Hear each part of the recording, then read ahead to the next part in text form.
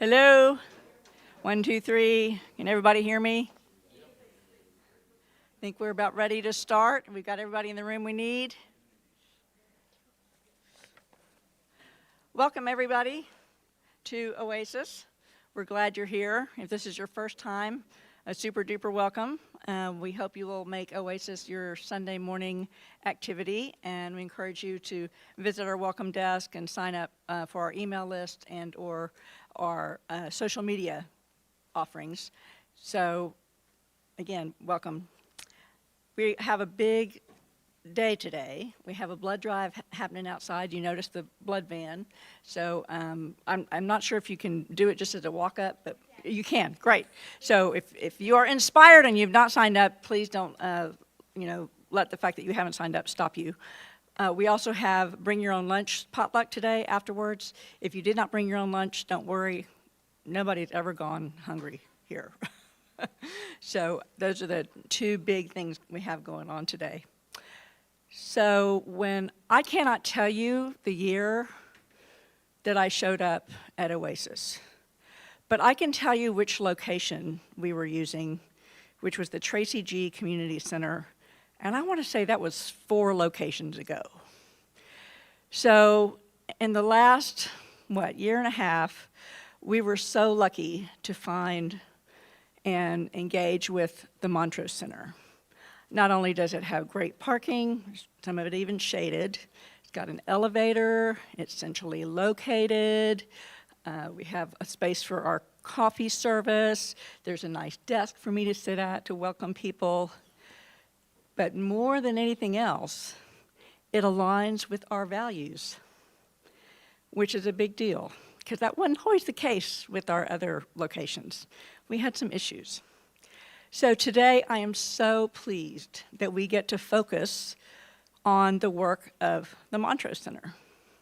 So Jhonny Argumedo is going to speak to us about some of the work that they do. They are kind of first responders. People who show up at the Montrose Center are many times in crisis. They're in a housing crisis, or a food crisis, or an existential crisis. And the Montrose Center has people that they can talk to. And Jhonny is one of those people. So I would like to invite him up to give our main talk, and then we'll have a coffee break, and then we'll have a question and answer. You'll notice some little slips on the chairs. We'd ask you to just write your questions down on that. And then Rick Musquiz, who's kind of the head of the whole program here, is gonna, he can answer your questions about everything that the Montrose Center does. So, Jhonny.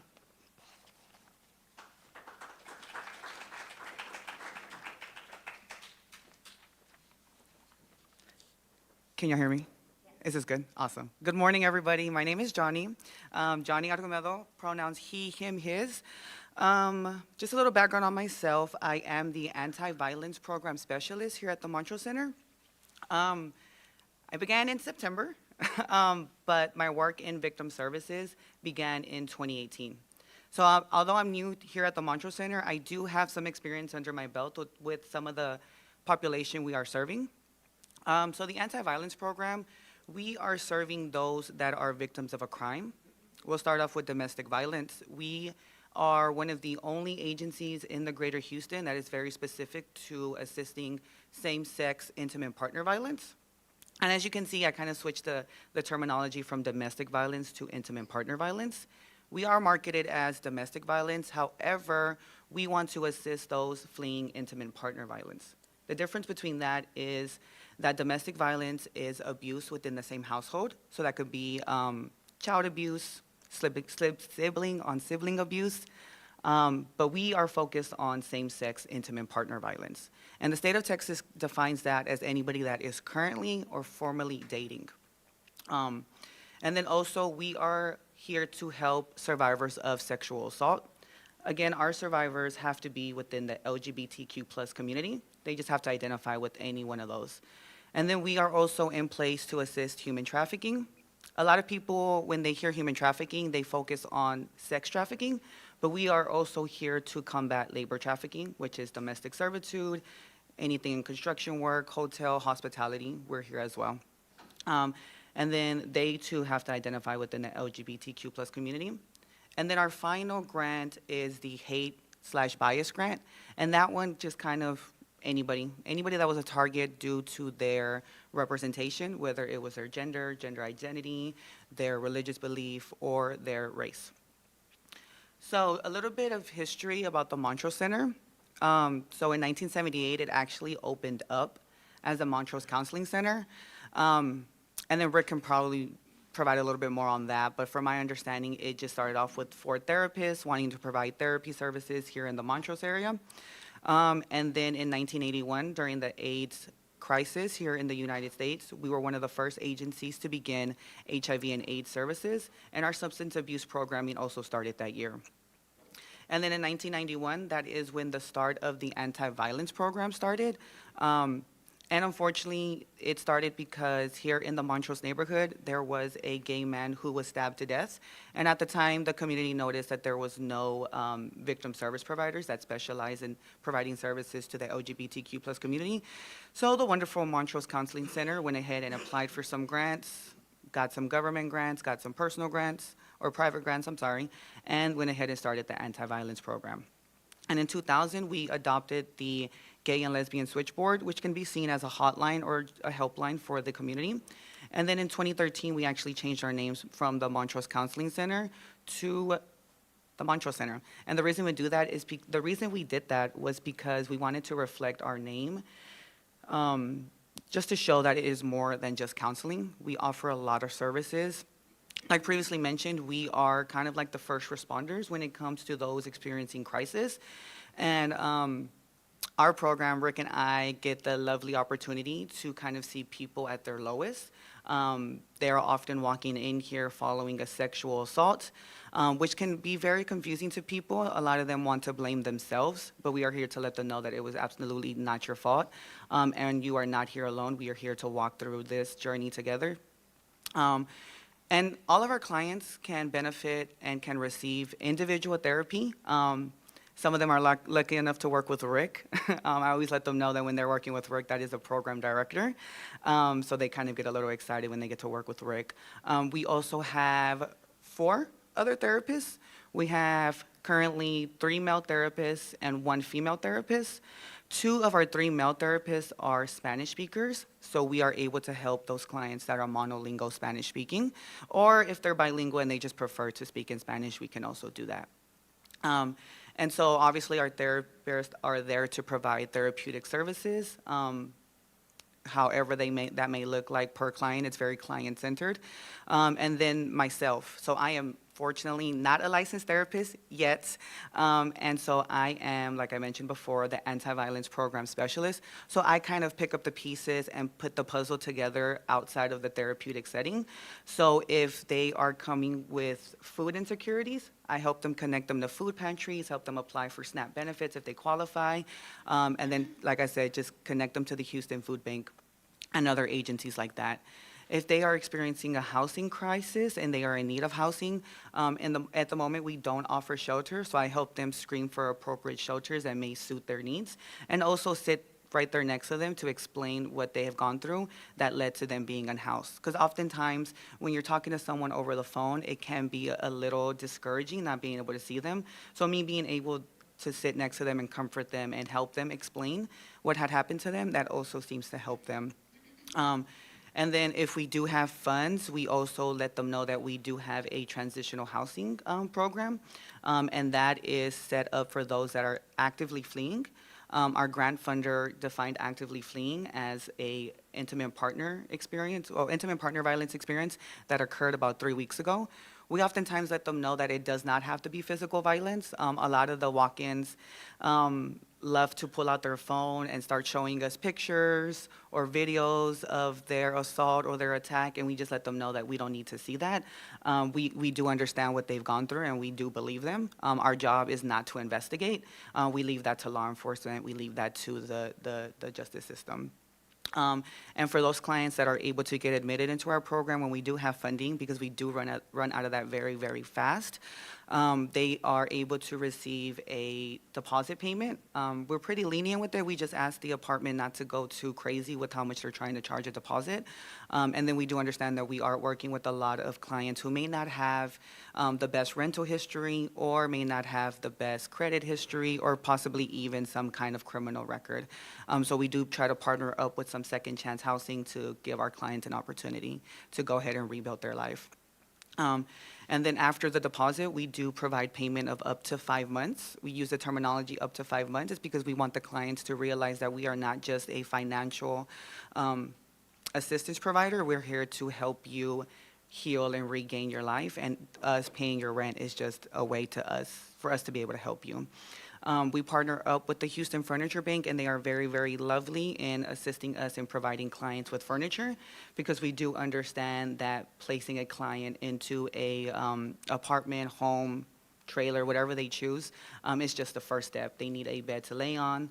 They need cookware. They need a couch to sit on. Some of them are often getting work from home jobs, so they need a desk.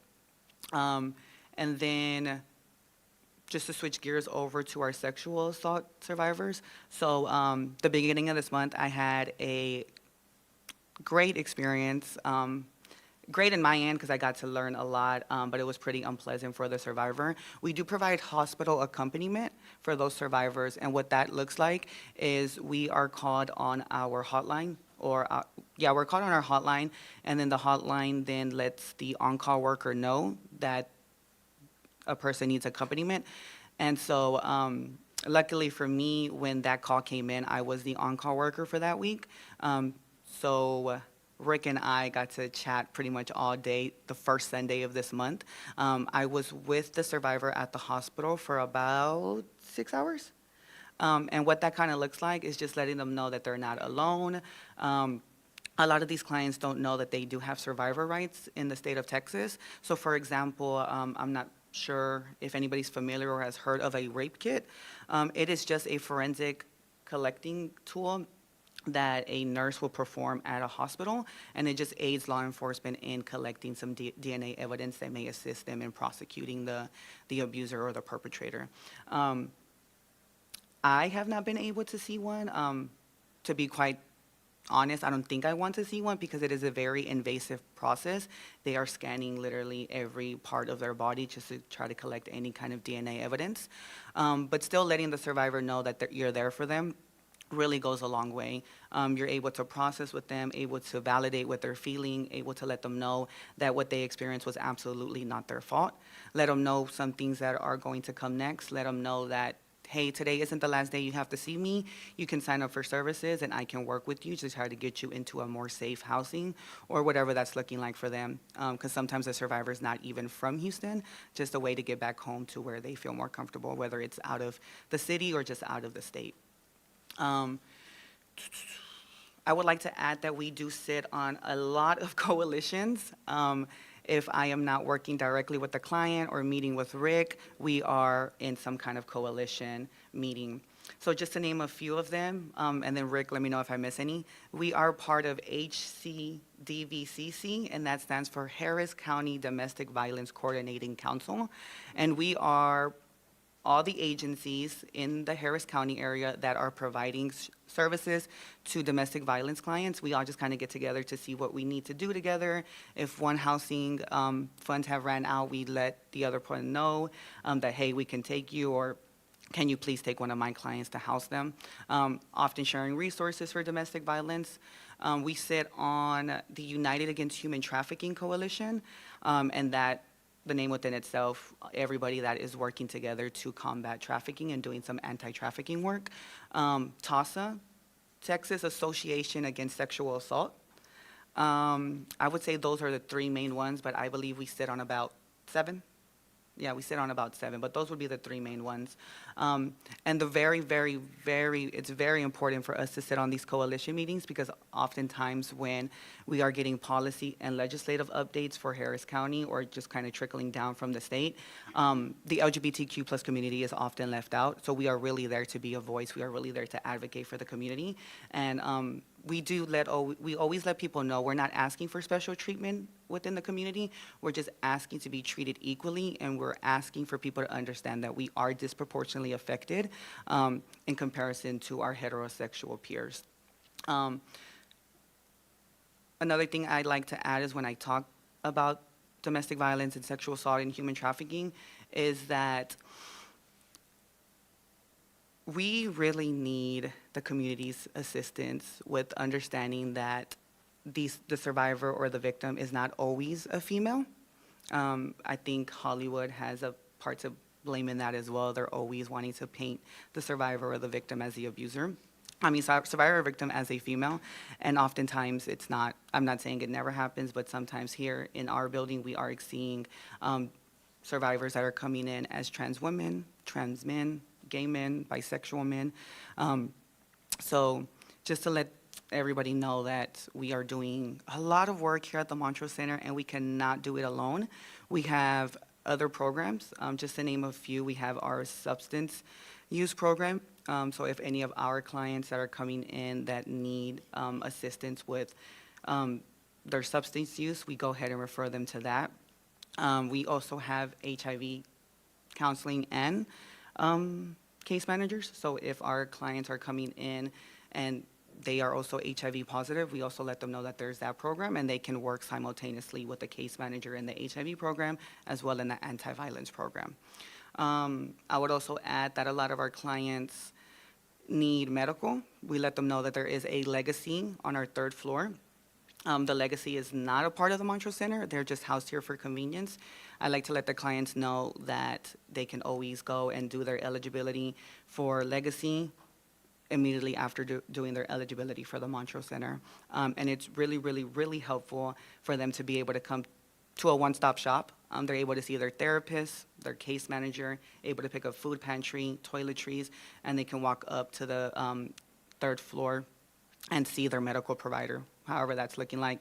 And then I would also add that I do let them know that there is a lot of support groups, not just for the anti-violence program, but for other programs that we have here.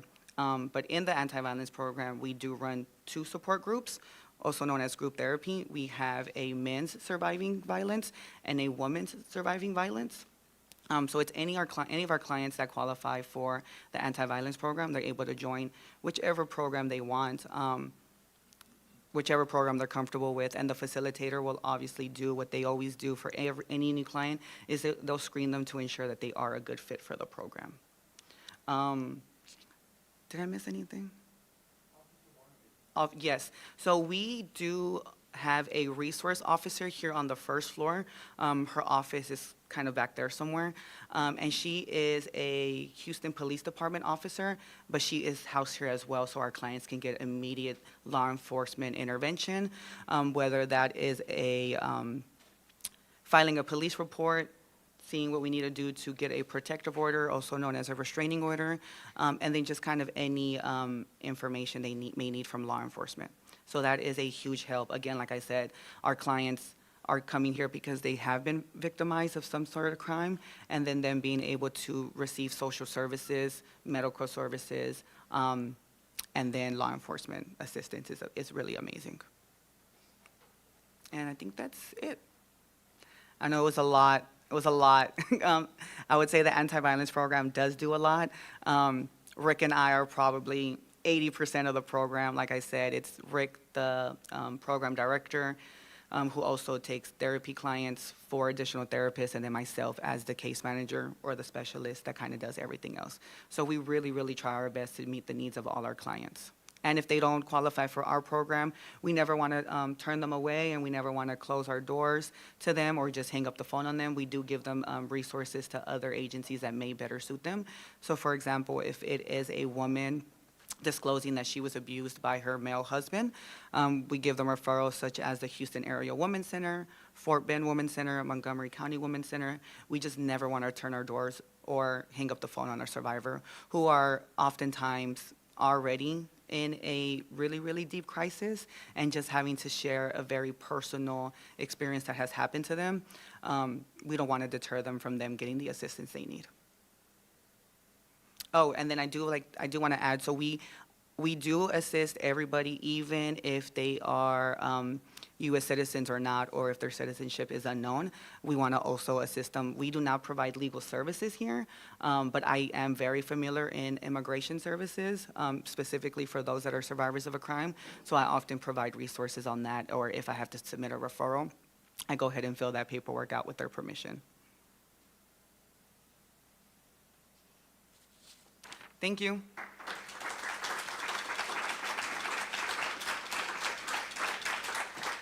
Wow, y'all do so much, it's almost kind of dizzying.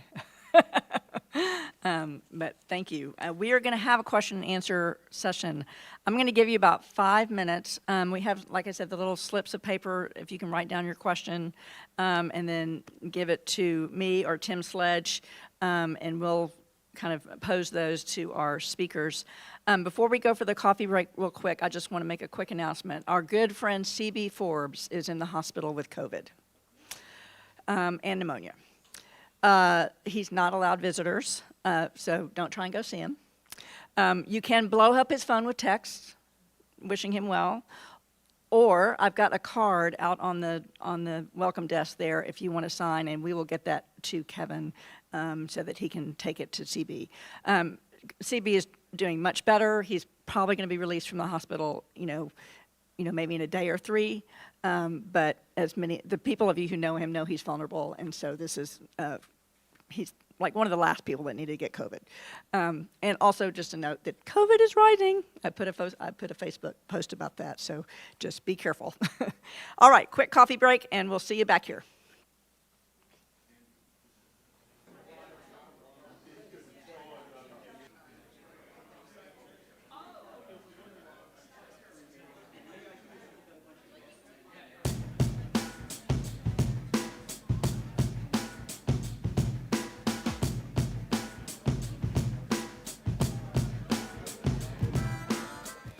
Okay, folks, let's find a seat.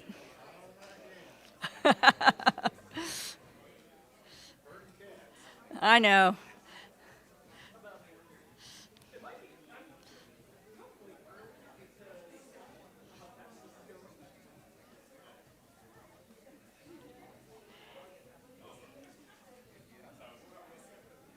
Ding, ding, ding, ding, ding. Ding, ding, ding. So this is actually the part where Jhonny gave a lot of information, but now we have a lot of really good questions. So Jhonny and Rick, if y'all can just come on up here. Can we get an extra mic so that I can ask questions and then they have one to, yeah, Thank you. answer with?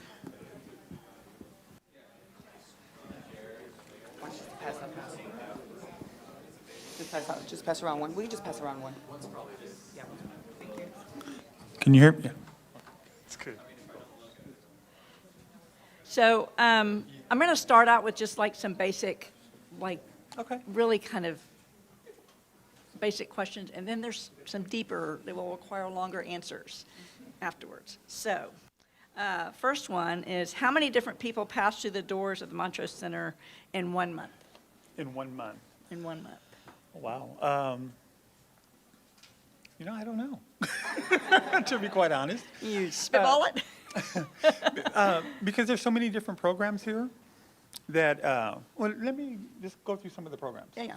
So basically, again, we started off as a counseling center. And the way this agency has grown is by the directors get together every Tuesday morning and we look at what needs in the community are not being met. So the timeline started out with just, again, a couple of therapists and some volunteers. The AIDS epidemic hit this community very hard, so, we grew with that. But as we continue to grow, like our program started when a guy came into the there were no services anywhere. So our ED said, this is not right, let's write some grants. So she wrote a grant to HUD for housing for victims of domestic violence and explained why we needed set aside money. Things like there's no community support, no family support, no religious support. we could be outed in our jobs, and that'll, we can get fired. There's nothing for men. It's not safe for women, because if a female were to go into like the Houston Area Women's Center, her abuser could follow her in. And just having a therapist who understand what they're going through. And had said, you're absolutely right. We're going to give you some money. So we had housing money, but it wasn't enough. So our ED wrote another grant to Health and Human Services, and she said, we need money for food and clothing and gas, and so that when people flee, they have something to live on for a few months while we try to get them back on track. They again said, you're absolutely right. We're going to give you a little bit of money. Well, we had people coming in, and there's a lot of trauma that goes with this. So 21 years ago, when I came in, I've been here a long time, we wrote some grants to 3 different funders saying we need money for therapy, for case management, and hoping we would get like 1 out of the 3. Well, we got all 3. So we now know the government understands the needs of our community, and this is how we just keep moving. About 6 years ago, we had a gentleman an elderly gentleman who just couldn't afford his rent. So we started thinking about the community, and we actually built an apartment complex called Law Harrington, and it's got about 150 units. And again, it's for elderly, and it's just affordable housing. We also have a program here for youth, because many of us understand what it's like to be GLBT, growing up and not having any support, feeling we're the only ones. So we started a Hatch program. Again, just so that the kids can come in, know they're not alone, feel supported by each other. And these are the kind of things that just make us continue to grow. So when you put all these things together, we have probably, I'd say about 200 unduplicated clients that come in a month. Wow. So I think you've answered a little bit of our question, but somebody else just basically, what are some ways that Oasis folks can help the Montrose Center by both financially and with our time or donations, and also just how does the Montrose pay the bills, grants, donations? So we are about a $10-11 million a year agency. We have a lot of grants. We are probably about 60% funded by grants. We have a lot of private donations. We do a lot of fundraising. The way to help is just donate to us. I think I'll add something to that too. Yeah, thank you. And then I would like to add that if you're not able to provide a financial donation, we always want to give the message that if you are an ally, just continue to do that allyship work. We are lucky enough to be invited to a lot of spaces, but if there's still some spaces that we're not invited into, and if that's an area that you are, be our voice. Let them know that we want to come. We're always willing to come.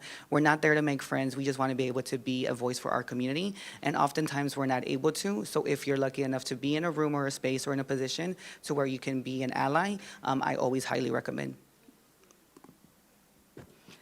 All right, Rick, it's time for you to put on your psychotherapist hat, because we have a deep question. What part of violence is learned or has biological roots in hierarchy, structure, and context? Context. What you said. Most of our behavior is learned. Most of our behavior is learned.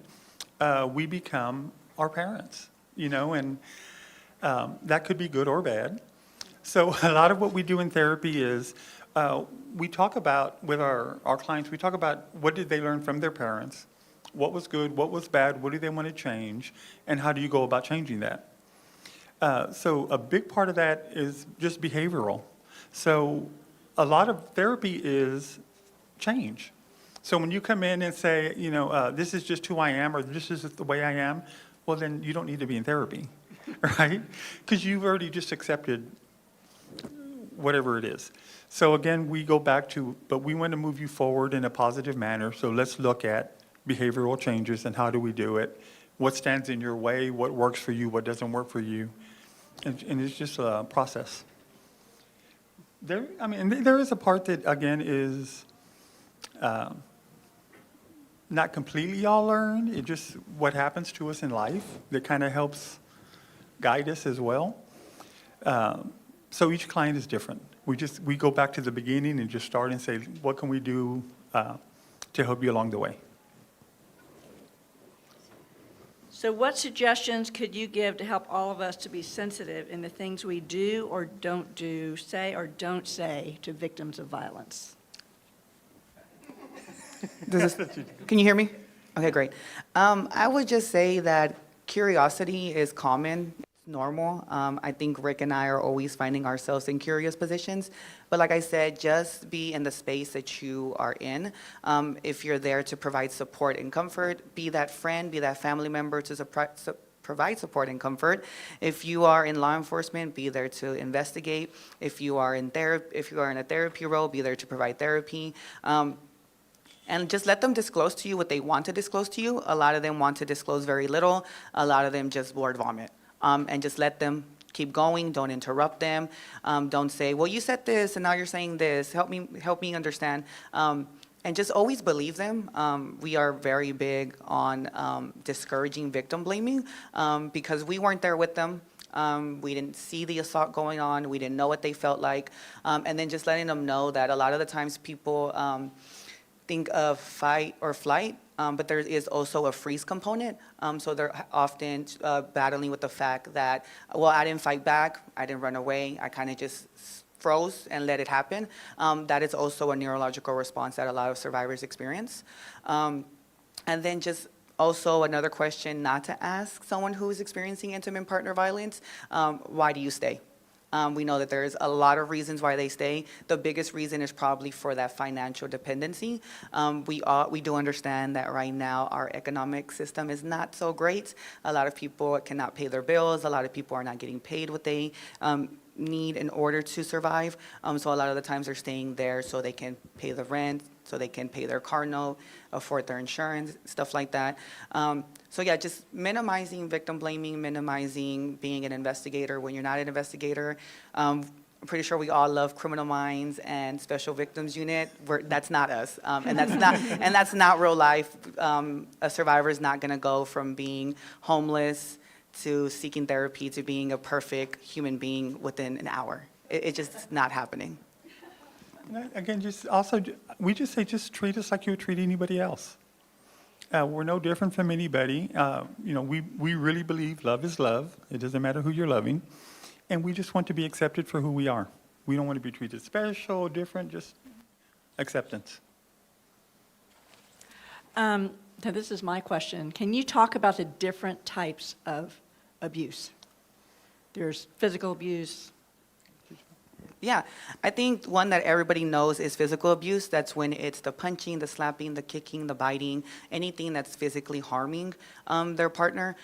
We can also talk about verbal, emotional, psychological abuse. We kind of group all that together because that's often the insulting, the blaming, the putting them down, the humiliation, the manipulating them, the isolating the partner.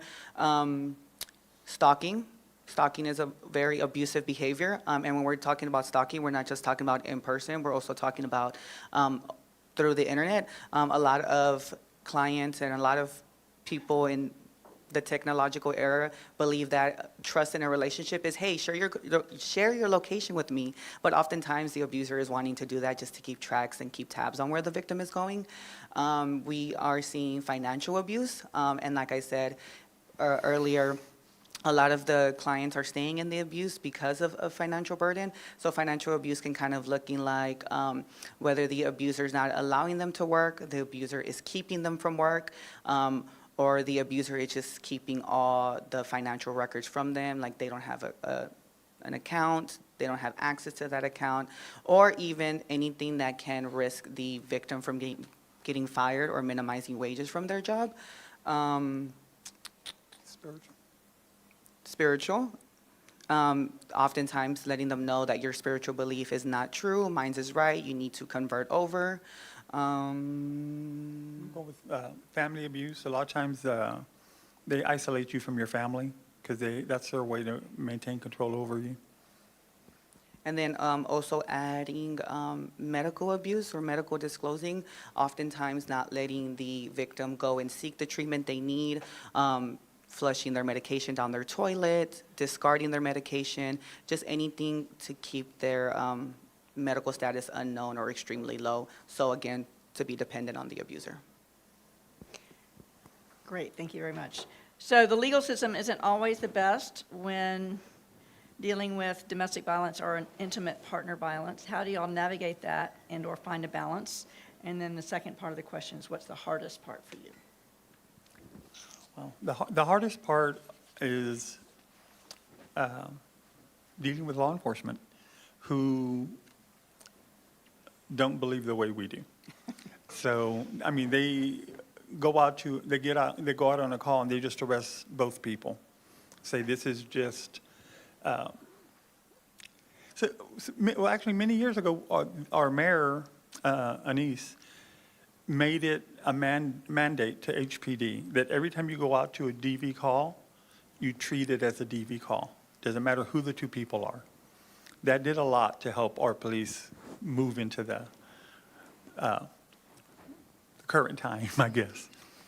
But we do work with law enforcement all the time. We just got into the HPD cadet trainings that we're going to be a part of every training from now on, just to teach them how better to deal with us, how better to talk to us, how better to understand us. That, again, it's not always the male abusing the female. It's not always the bigger person abusing the smaller person. They just need to be taught and have a better understanding, and we're trying very hard to do that.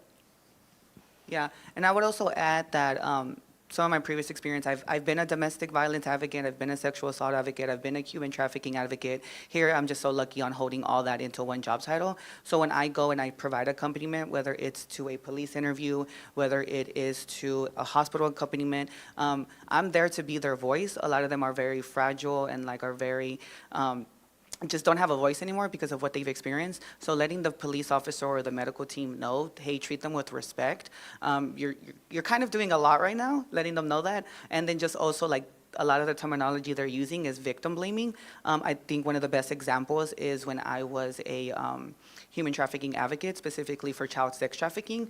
A lot of the conversation that the police were using amongst each other was a child prostitute this, child prostitute that. But in fact, a child cannot be a prostitute because they cannot consent to sex in the state of Texas. So also having to educate them on that and just letting law enforcement know that I'm not here to make you look uneducated. I'm here to help you so that when you deal with the next person, they're wanting to work with law enforcement, or you're able to get a follow-up interview with this victim.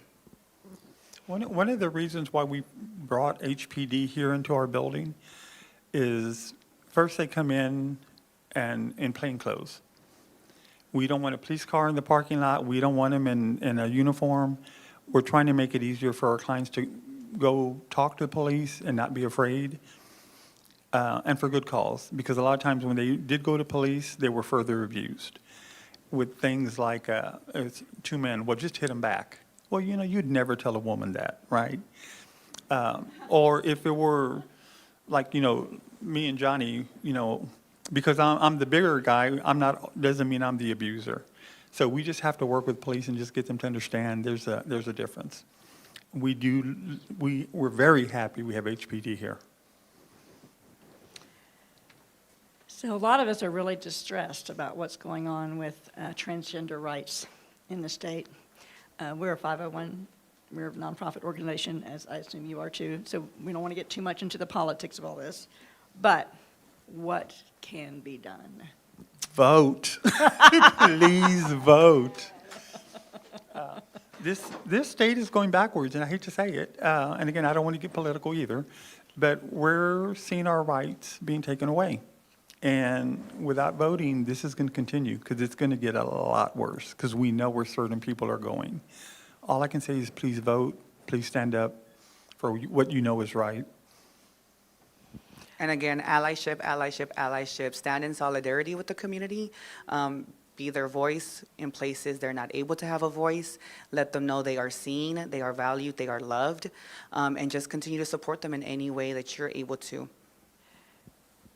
So this is another one, a question from me.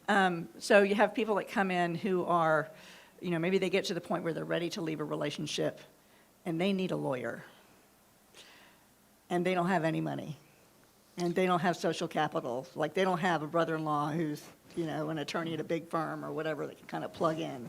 So how or can you help with that? That is exactly why we go to the coalition meetings. A lot of the coalition meetings are not just nonprofits or domestic violence agencies or human trafficking agencies. It is all types of entities. It truly takes a village to help these clients. So just to name a few, Lone Star Legal Aid, they are amazing. They provide an array of services, so we go ahead and refer them to them. They have an online intake process as well as a intake over the phone. We partner up with AVDA, AVDA, and they do a lot of the divorce, child support, any of the family law. They can do it. Again, all these agencies are free. We partner up with the YMCA International Services, GERP, which is the Galveston Houston Immigration Representation Project, and they do a lot of the immigration work. So there is definitely some kind of free pro bono legal services.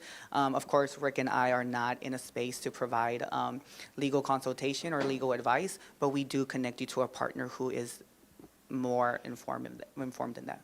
And the Houston Volunteer Lawyers do a lot of our HIV work. They have a whole team just for that. And we also work with several of the universities. Oh, yeah, and Lambda Legal, they are one of the biggest ones, and they do work all across the country. I actually got a great opportunity on talking to the phone with Shelly, with the regional director, and she shared a lot of great connections. So really looking forward to increasing those connections. Do y'all have volunteer opportunities? Yes, we have a huge volunteer department here. For anything, we have people that come volunteer to work here. They help us just do things within the house. We have a lot of people that love to volunteer for our fundraising because a lot of times it's a lot of partying. We do a lot of fundraising that, in bars and et cetera. So it's a lot of fun. But we have a very large volunteer department here. So anybody who wants to volunteer, just call up here and just say, I want to speak to our volunteer coordinator. Several years ago, Sherry Kendall was head of AVDA, Aid for Victims of Domestic Abuse, and she was part of our group for a while, or kind of on the fringes, but we knew her. And she gave a talk one time and asked for volunteer help, taking their clients, helping them go to court, for example. That's the one thing I remember her sharing with us, and letting us know that this was helping. And again, we do a lot of work also with immigration. So when people are trying to flee, certain countries are titled hate countries, we can help them do what they need to do to try to get asylum in America. Any other, Aaron? What do you do about pets? Ooh, that's a good one. Well, actually, I don't remember the name of the place. There is a place that will border your pets if you're trying to flee DV, and they'll border them for up to 30 days to give the person time to find housing and whatever free of charge. Do you have a website? For the Montrose Center? Yeah, just montrosecenter.org.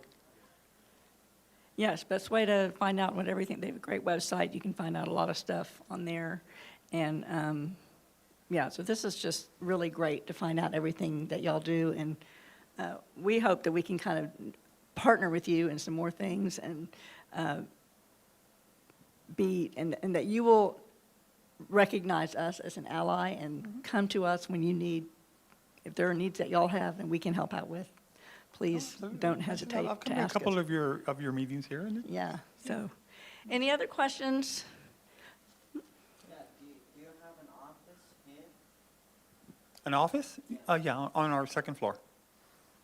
Yeah, Rick has his own and I have my own, which is amazing because we have a lot of files. We're seeing a lot of different clients. I think in one day, we can easily see 6 clients if we're doing at least like hour sessions or hour meetings. So like, where is your office, and if I need to talk to you, when can I talk to you? Just call up here, 8 to 5. Our office is upstairs. So actually, my office is right above this. So a lot of times I can hear what y'all are doing down here when I'm working on a Sunday. Yeah, so the first floor is I the, sing along. yeah, so the first floor is the community floor. That's where a lot of people in the community want to come and put on whatever programming or whatever events they want. The second floor, I always call it the chaotic floor because that's where we're seeing a lot of traffic. That's where a lot of clients are coming in. That's where therapy is going on, case management is going on. The directors have their offices. There's group therapy upstairs, and then the third floor is like the admin floor. So a lot of our wonderful staff that are doing a lot of the behind-the-scene work, like our CEO, our CFO, the people that are making sure I get a paycheck every day so I can continue to show up. And then also the Legacy Community Health Clinic is on the third floor. You guys have business cards with you? I don't have, I can run upstairs and grab some and bring them down. I'm currently waiting on the new order because I hand them out so much. You said you get paid every day, that's pretty good. No. No. I wish I got paid every day. Jeannie? Paid employees are there? I'm sorry, what? How many paid employees are there? We're at 98. So the really great thing about the Montrose Center is that, you know, clearly y'all had a mission to help the LGBTQ community, starting, like you said, back in the, late 70s, early 80s, when there was really a crisis. And when this building came into being, what was so great is not only that do you offer services to that community, but it really is a community center. Like groups like ours can rent out, this whole floor serves the purpose of being a part of the community, that people can rent space in here to have meetings and, you know, like you don't have to, if you don't want to meet in a restaurant, you can rent a room here and you've got privacy and you've got restrooms and, you As know. long as you're nonprofit. It Right. has to be nonprofit. Right, Yeah. so it's just a really, it's a gift to the community that you're here in just so many ways. The services that you offer to the LGBT community and those who are in crisis, but also just for those people who want a place to be, you know. Yeah. And on this floor, we also have groups that are, we have several 12-step meetings that meet here. We have PFLAG meets here. So again, any community organization that is friendly toward us, Yeah, well, just let us know and we can arrange to have space open. Yeah, and then just to add that the clients that are here at the Montrose Center, they do not all identify as LGBTQ+.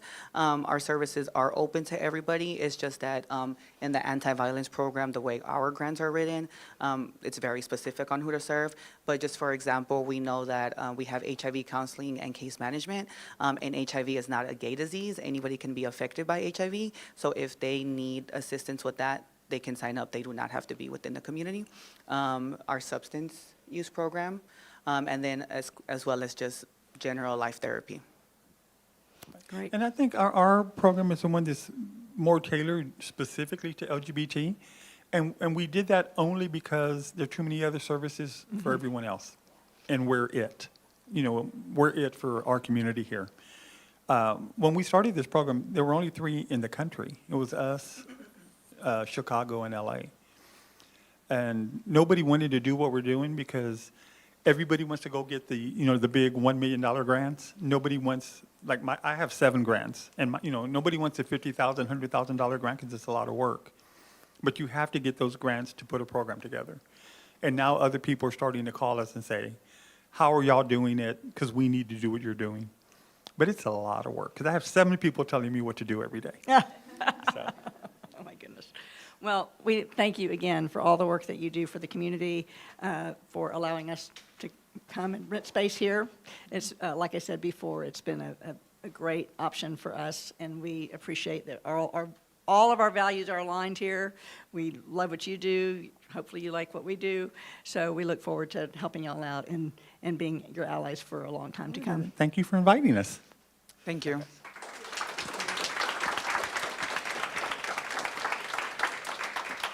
All righty. So we're going to go to, I've got a few other announcements. Told you about CB. Kelly, I think, has a quick update about the blood bank, about how many. We've had 11 donations so far, so thank you for everybody who's donated. There's still time. They'll be here for about another hour and a half. If you are able to donate, even if you're not signed up, that's okay. They'll still thank you. And we had to have 10 minimum to be able to have them back again. So I'm so excited that we made the minimum bar, but we want to do better than that. So we want to have them regularly. Also, thank you for everybody who was at our Pride Week yesterday. It was so much fun. I really appreciate everyone's help. And our shore meeting is actually here in Montrose Center. We were struggling to have like a steady place to meet, so I love this building. Excited to have some meetings here as well. So it's nice to have a space that is inclusive and welcoming to our groups. Great, thank you. So one quick announcement. Mike Nelson has brought a snow cone machine today. Right, so this is a bring your own lunch, and that's what he brought for lunch. So if you haven't had one in a long time, or you're extra hot right now and thinking a snow cone sounds really good, go see Mike. He also brought a songbook. Somebody last week had expressed an interest in singing, and so he brought a songbook, and he couldn't remember who asked that. So if you were that person, go see him. He has the songbook. I want to make a big shout out to our volunteers today. So as y'all know, CB is in the hospital. So that means Kevin, his partner, is not here. So we have Aaron and Charles who are running our sound, setting everything up. And Richard. Oh, I know, I was going to do her next. And the next group of volunteers I want to give a shout out to is the coffee people. So the first time I met CB and Kevin was, again, at a previous location, and they were the coffee guys. And they did that for a long time, and over the various places we've been. And we got here, and then Ted started helping out with it, and then Eric Schmidt started helping out with it, and finally we've got like a whole coffee crew. Tish has actually set up a rota for the coffee people. Like, that's amazing.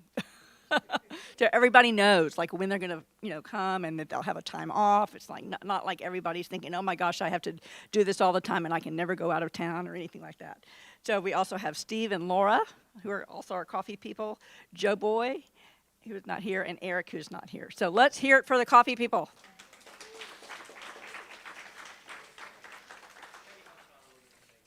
What now? Kelly? Oh yeah. We have lots of. Listen, we need all the help we can get in the morning. If you are a morning person, and you're hanging out at 8 o'clock, going, oh man, I wish it's too early for Oasis. What am I going to do with myself? You just come on down anyway. I mean, we can't be here before 9, but you too can help set up chairs and help set up with food and do all that kind of stuff. We have a lot of events. I'm not going to go through all the events. You can look at your brochure, look online. We have everything on our website. We're getting much better about posting our events on that. The regular stuff, the book club, the cards, the bar nights, all that stuff you'll find the details about on our social media and on our website. So I encourage you to go and find the ways that you can connect with us. Yes. Right. And I think that's about it. We are going to have our lunch here, so once we kind of get up, we'll need help putting the chairs aside and bringing out the tables and getting everything set up. So I think that is it. We've had a great talk today. Thank you all so much for coming, and let's enjoy some lunch. Thanks.